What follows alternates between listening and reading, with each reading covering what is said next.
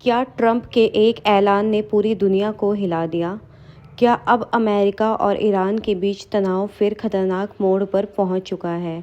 और क्या इसी वजह से शेयर मार्केट में बड़ी गिरावट और कच्चे तेल की कीमतों में उछाल देखने को मिला? अगले कुछ मिनटों में हम पूरी टाइमलाइन समझेंगे। नमस्कार, आप देख रहे हैं न्यूज़ 19। पिछले कुछ दिनों से दुनिया को लग रहा था कि अमेरिका और ईरान के बीच तनाव कुछ कम हो रहा है, लेकिन हालिया घटनाक्रम ने माहौल फिर बदल दिया। अमेरिकी राष्ट्रपति डोनाल्ड ट्रंप ने कहा कि ईरान के साथ जो अंतरिम समझ बनी थी वह अब ख़त्म हो चुकी है। इसके बाद वैश्विक बाज़ारों में चिंता बढ़ गई और निवेशकों की प्रतिक्रिया तुरंत दिखाई दी। अब सबसे पहले पूरी टाइमलाइन समझते हैं।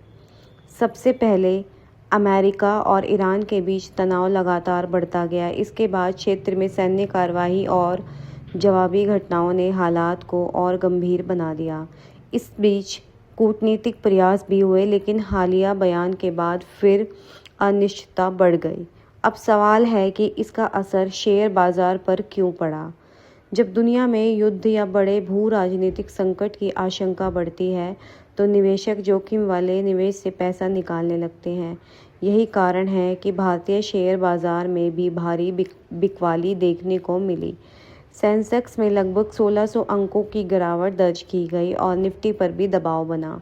लेकिन कहानी यहीं ख़त्म नहीं होती। तनाव बढ़ते ही कच्चे तेल की कीमतों में भी तेज उछाल देखने को मिला। इसकी वजह साफ है, दुनिया के लिए बेहद इम्पोर्टेंट समुद्री मार्ग और तेल आपूर्ति को लेकर चिंता बढ़ जाती है। जब तेल महंगा होता है तो उसका असर सिर्फ तेल कंपनियों तक सीमित नहीं रहता, बल्कि परिवहन, उद्योग और आम लोगों की जेब तक पहुंच सकता है। अब भारत पर इसका असर पड़ सकता है या नहीं, ये समझते हैं। भारत अपनी ज़रूरत का बड़ा हिस्सा कच्चे तेल के आयात से पूरा करता है। अगर अंतर्राष्ट्रीय बाजार में लंबे समय तक तेल महंगा रहता है तो भविष्य में पेट्रोल, डीजल, परिवहन लागत और महंगाई पर भी दबाव बढ़ सकता है। हालांकि यह कई अन्य आर्थिक फैसलों और बाजार की आगे की स्थिति पर भी डिपेंड करेगा। अब सबसे बड़ा सवाल, क्या आगे हालात और बिगड़ेंगे? फिलहाल इसका कोई फिक्स जवाब किसी के पास नहीं है।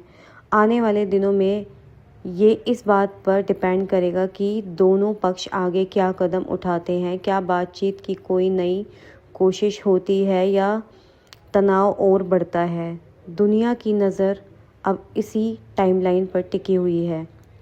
अगर हालात सामान्य होते हैं तो बाज़ार में भी स्थिरता लौट सकती है, लेकिन अगर तनाव बढ़ता है तो वैश्विक बाज़ार, तेल की कीमतें और निवेशकों का भरोसा फिर प्रभावित हो सकता है।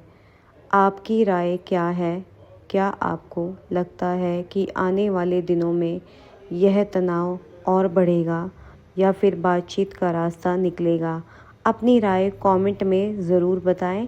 अगर आपको ऐसी ही फैक्ट बेस्ड और आसान भाषा में इंटरनेशनल न्यूज़ और क्राइम बेस्ड न्यूज़ और डॉक्यूमेंट्री की पूरी जानकारी चाहिए तो हमारे चैनल को सब्सक्राइब करना ना भूलें। वीडियो को लाइक करें, शेयर करें और इस वीडियो को देखने के लिए थैंक यू सो मच।